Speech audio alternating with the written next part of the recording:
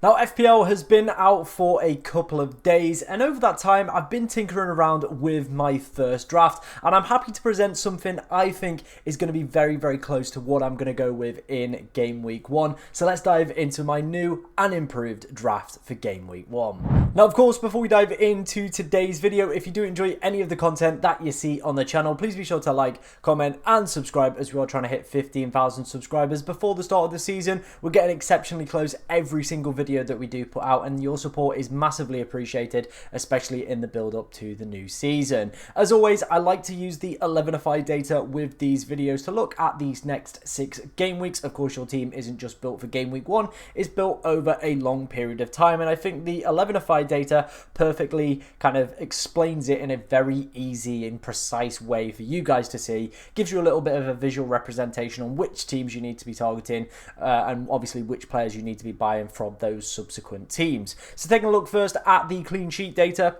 As you can see, Arsenal really fancied. No real surprise there. The 11ify data absolutely loved Arsenal last season, and a lot of us did as well, because over the past few seasons under Arteta, they have been a very solid and strong defence. They get clean sheets. They don't concede too much in terms of expected goals conceded as well. So overall, a really nice team. Same goes with Liverpool as well. Obviously, there's some new kind of assets that we potentially could be taking a gamble on there as well in Kirkez and Frimpong. I obviously had Frimpong in my first draft. However, I've kind of leaned away from it. I've listened to my own advice. I've decided not to go for a newly transferred player. That, of course, has the high potential of being kind of rotated over that time period. City have also got decent numbers. So, of course, 8 Nuri, one of the most popular defenders within the game. Definitely worth a little bit of a look. Obviously, Gvardiol in his new centre-back role as well could also be worth taking a punt on. Chelsea with some cheaper assets as well. I'm thinking more Sanchez.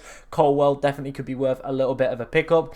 Despite their elevated prices for both Nottingham Forest and Everton in terms of their assets, there are definitely a few bargain pickups you can still get. And of course, as you can see across this board with some decent projected numbers over the opening 6 match days, definitely still worth investing into in my personal opinion. In terms of the teams I probably would avoid for the opening few weeks, Manchester United's defensive data was absolutely horrific last season. They're actually playing 3 of the top 5 from last season as well within their opening 5. And as you can see, their only real decent fixture for a clean sheet is in match day 3. Other than that, the highest they're getting is a 23% probability. So yeah, definitely not one I would be considering there. In terms of the other ones as well, I probably would look to avoid any of the newly promoted sides as well, unless of course it is just 4 million bench fodder. I think if you're paying 4.5, there's so many better options to of course be selected with your sides. Let's move on then to the attacking data for the opening 6 match days. Again, courtesy of 11ify. Make sure you go into the link in the description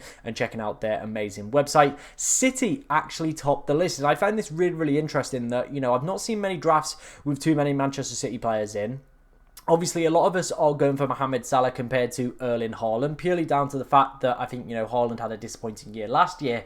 But is there a case to be made that potentially going for Haaland over Salah could be the right play? Now, I personally don't believe so. I still think Salah is the better of the two, but I still feel like we might need a little bit of City attacking coverage with, of course, these high projected goals over the opening 6 match days. That's just my gut feeling right now. I think we might need a little bit of City coverage, and when we get onto my draft, you'll see for which player I have selected. Of course, we're seeing Liverpool and Chelsea up there, so Salah, Palmer, definitely still worth taking a look at. João Pedro as well, one of the most popular assets within the game right now as well. Spurs have got a real good standout fixture in match day 1, a little bit of a drop off in 2, but still overall I think people like Dominic Solanke, I know Kudus is also a very popular asset at the moment, could also be worth obviously investing into as well. Bournemouth are one of my favourite teams. I think if you can obviously bench their assets in match day 1, I think they've got some really interesting attackers that of course you could bank on from 2 to 6. I'm obviously thinking of the likes of Evan Nielsen, who had a really prolific season last year, and of course Semenyo as well, another fantastic asset I think in that midfield bracket as well, where obviously, you know, we've got so many players priced around that. It is of course just that difficulty of navigating Liverpool away in match day 1. Again, the same teams are probably going to be the ones that I'm going to recommend for you guys to avoid. It is going to be the newly promoted sides for me personally, and again I'm going to go with Manchester United. People say I'm like a City fan or a Liverpool fan. I'm genuinely not. I support a team in League 1, sorry. So I have no bias towards any of the Premier League teams. But Manchester United, again, are going to be in the void from an attacking standpoint. It's just the fixtures that they've got within those opening 6 games. 3 of the top 5 from last season. The only good fixture is that Burnley at home one. Everything else just doesn't really scream quality and investable material for me, and that's why I'm saying it. I'm not saying it from a bias standpoint, I'm just saying it purely from looking at the data and of course the fixtures with just kind of, the FDR ratings as well. They're just not worth investing in for me personally right at this moment. Let's move on then. Let's just take a look at match day 1 individually, and looking at obviously where I probably would be looking in terms of captaincy. It definitely would be, I would say, a Liverpool player. You can maybe take a gamble on a Spurs player if you're really ballsy in match day 1, but I think Salah looks like the standout captain for this game week, doesn't he? With, of course, it's Liverpool's high projected goals heading into this week. I think maybe Brighton players for 1 to 2 weeks, somebody like a Welbeck could also be pretty decent off the start of the season as well, with decent projected goal numbers for them. In terms of the clean sheet, Spurs actually leading the way, which is something we really couldn't say last season given their poor defensive data. However, a nice opening fixture, a more pragmatic manager, I would say, in terms of being able to get clean sheets as well in Thomas Frank. You would imagine there's going to be a slight improvement in their numbers as well this season, so potentially could be worth a little bit of investment. Let's take a look then at the Fantasy Football Hub website as well. I partnered up with them again after, the amazing work that they did last season on the website. You can go and get your team rated for free, completely free, in the description. It was one of my favourite tools to use last season in pre-season. It let me know which players I probably should be looking at, which players I maybe overvaluing, devaluing. It was a really, really great tool. Like I said, just go and check it out for free. Of course, if you want to go and sign up and check out some of the other features as well, you can go and do that. And using my link, of course, will help support the channel. So will be massively appreciated by myself. Okay, wasting no time, let's dive into my updated Game Week 1 draft. We're going to go with Sanchez and Darlow as our goalkeeper pairing. Like I said, looking at that 11FI data, the clean sheet numbers are looking really, really good for, of course, Chelsea over the opening few weeks. I think coming in at 5 million as well, Sanchez gets me a cheap alternative way into that Chelsea back line as well. So I'm feeling pretty confident about him as an option. Carl Darlow actually finished the season as Leeds' #1 goalkeeper. I do believe they're in the market for another one, and Kaminsky potentially could be another option as well, with of course Thomas Frank testing out his goalkeeper rotations as well this season. So Kaminsky could be a decent option at 4 million, but I've gone for Darlow right now as he's currently probably Leeds' first choice goalkeeper unless they sign another one. Let's head into the back line then. We're going to go for the FPL community's golden boy right now. De Cooper obviously did exceptionally well, not even just last season, the past, I would say, 3 or 4 seasons in terms of attacking involvement in the Belgian league. A decent opening fixture for Brighton as well against Fulham at home. 4.5 million. Estupinian leaving the club as well. He could be a real gem that I think a lot of people will obviously look to go for in match day 1, with a lot of content creators I'm already seeing pushing the narrative of him already, and I do think there's a very good reason for that. He's a very attacking fullback. Of course, Brighton like to play with the high and wide fullbacks that do of course get the attacking returns. We've seen what Estupinian was capable of a few seasons ago. Hopefully that can be the case for this one, and we can kind of get a little bit of a regen and another kind of variation within our defence. Adogi, we obviously saw the match day 1 numbers from the 11FI clean sheets looking really good, so hopefully a decent clean sheet there. Arsenal topping the 11FI match day 1 to 6 numbers as well. Forest were up there as well. Like, as you can see, we've pretty much gone for the teams that were towards the top of that list for part of our defence. The other part, we've gone for kind of more attacking players. But what I want to talk about in detail in a second is the complete rotation of this backline. And I'll show you in FPL Team what that looks like on a week-to-week basis to give you the best visualizations of it. But let's talk through Gabriel and Aina first. Obviously, Nottingham Forest defence at the start of the season was exceptional. One of the top teams for expected goals conceded. However, in the second half of the season, they did fall off a cliff. They absolutely plummeted. But seeing the 11FI numbers, seeing the fixtures on paper, I still do believe it is going to be worth having a Nottingham Forest defender to go for. We've gone for Aina. I haven't got that extra 0.5 million to find to go and get a Murillo or a Milenkovic, who of course will be magnets for the additional defensive action points as well. Speaking of those defensive actions, I think Gabriel could be one of those players that does act quite well from it. We saw his kind of aerial presence as well. Arsenal, like I said, have just been over the past few years one of the best defences within the league. The 11FI model is suggesting that that's going to be the case as well at at the start of this season, so I'm very happy to have him. And of course, I want to have a 6 million defender slot as well, because there seems like a lot of high quality players within that 6 million price range that of course we can just kind of switch around as we kind of feel free to. Anyway, let's talk about that defensive rotation that I was alluding to. So this is in FPL.team. This is of course how it's going to look in game week 1. I've just loaded in all the defenders. So we're playing obviously the 4 here and benching Konza. If we move to, where's the next button? Next is up here.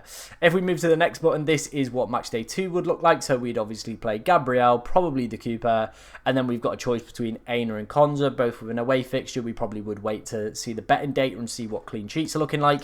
Match day 3, we would play Aina, Konza, and probably a Dogi. We could also play Gabriel ahead of one of these as well if we really wanted to. It's not like he couldn't eventually, you know, keep a clean sheet against Liverpool or score. Oops. Let's head to match day 4. As you can see, Gabriel would come back in, and then we've got a choice between Konza, Adogi, and the Cooper. So again, lots of options there.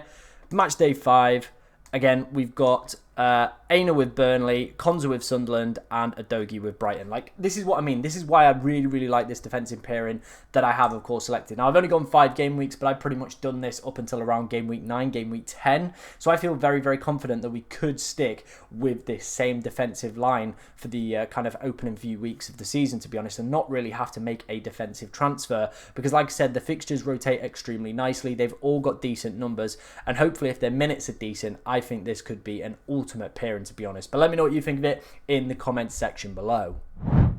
Okay, let's head into the midfield then. Starting off first with Palmer and Salah. I'm very happy to have both of these two as our premium midfield options. Of course, both, as we saw with that 11FI attacking data, have the numbers there that, of course, can mean that they can obviously go off and also represent both amazing captaincy options. Of course, Cole Palmer had a standout Club World Cup performance in the final, especially against PSG. Hopefully, he can take that into the new season for Chelsea as well. Both of these players, talisman, obviously a lot of penalties, free kicks, stuff like that, which is exactly what we want to be seeing. And like I said, they offer good alternative captaincy as well between weeks. Ilian Ndiaye is actually going to be one of my favourite players to pick up this season. I think he could be potentially a new talisman. Now, Everton have got some really inspiring fixtures at the start of the season.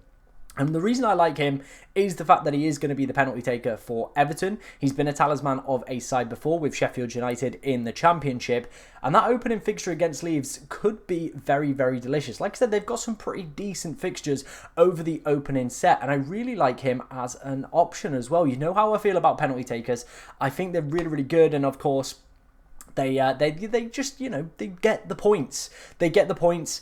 They're the talisman, and that is what I like to target with my midfielders, and Ndiaye definitely fits that profile. Now let's come on to Marmoush and let's come on to Manchester City as a whole. And the way that I want to do that is, of course, bringing up that 11FI data again. Now, like I said, this is going to be the projected goals numbers. And as you can see over this opening 6 game weeks, City are top. Genuinely, City are top. And I think going without any Manchester City attackers could be a real big mistake. As you can see, 2 in the first game, 2.49 in match day 2.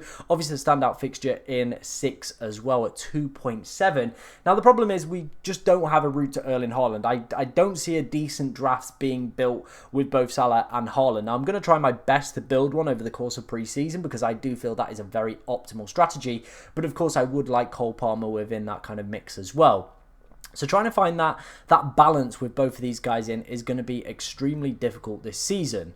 And one of the ways that potentially we could go around it is picking up somebody like Marmoush. And the reason that I like Marmoush is, as you can see here from Fantasy Football Hub's data, since game week 23, he has been Manchester City's highest scoring player. And we have to remember he was down as a forward last year as well, not even a midfielder. So would have picked up more points for the goals that he did score, and of course pick up some clean sheet points as well. So could have been even further ahead on this list. Now, to caveat that, of course, we know Erling Haaland was injured during a lot of the second half of the season. So, you know, you could argue that maybe it doesn't feel as relevant, the data. But still, if Haaland was fit and available for all those games and, you know, did score a couple more, probably would go top of this list. But in a close second would probably be Marmoush. And like I said, I do just want to have some coverage for those City fixtures. They look really good. Of course, the 11FI data is also backing them to do exceptionally well over this period. And like I said, he's playing decent minutes. I think he was second behind Gvardiol since joining Manchester City as well. So he's playing the minutes. He can get the goals, he can get the points, and of course gives me that coverage for the Manchester City midfield, or attack should I say. But let me know what you think of that one in the comments section.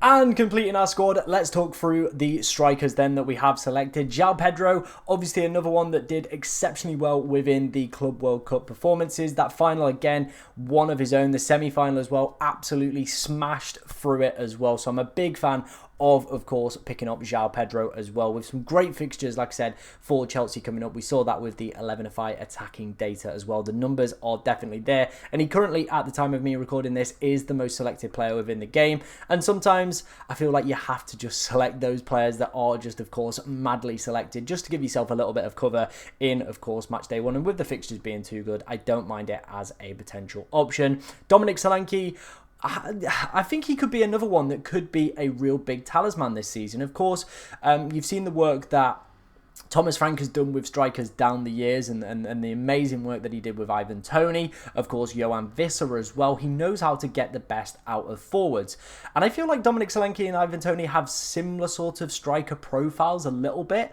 Obviously he's going to be the penalty taker as well when Son isn't on the field, and you do feel with Son's, of course, disappointing performances last year, there's rumours of him potentially being sold off as well. You could see, you know, maybe Solanke stepping up to that mark and being the penalty taker for that side. Of course, did used to take penalties for Bournemouth as well before, of course, joining Spurs as well. I like the opening fixture as well. Second on the 11FI numbers for projected goals for that week as well. So yeah, I think Dominic Solanke probably is going to be at that kind of, you know, more virgin on the word essential. I don't like to say any player is essential, but he's definitely going to be one of those that will be virgin on it come game week 1. Again, another one I think will have extremely high ownership. And the forwards we're seeing, a lot of them are priced around that 7.5 million. So I think having both of these guys in here, of course, if it doesn't work out, there are plenty more options around the 7.5 or a little bit cheaper that, of course, we can manipulate and move around to. And then finally, finishing up, it is going to be Evan Nielsen. 15 goal involvements for him last season. Of course, there are rumours that potentially Clivert might be leaving the club. Again, could give us another penalty taker. We saw the Bournemouth numbers were around 7th, I believe, on the 11FI model, so not too bad overall, but of course you do have to navigate this Liverpool fixture. I think that is the problem with, of course, picking Bournemouth players in game week 1. You can't really load up on them too much. I would have liked to have Semenyo in here as well, but yeah, it's just not possible to obviously have the double load of these guys, purely down to the fact that they do have an extremely difficult fixture in match day 1. So just being able to get around it, bench him, and then of course have him within our attack for future weeks fills me with a lot of confidence. And overall, I think this is a really, really nice and balanced side. I think we've got great captaincy options. I think we've got lots of high scoring player kind of potential points in here as well. And I think we've got, you know, the verge of a few potential talisman coming through, and definitely some players that are already talisman as well within the side. Let me know what you think of my updated draft in the comment section below. Of course, if you've got any questions about your team as well, get them in the comments, as I'll try to answer as many as I possibly can. But thank you for watching today, ladies and gentlemen, and good luck in match day 1.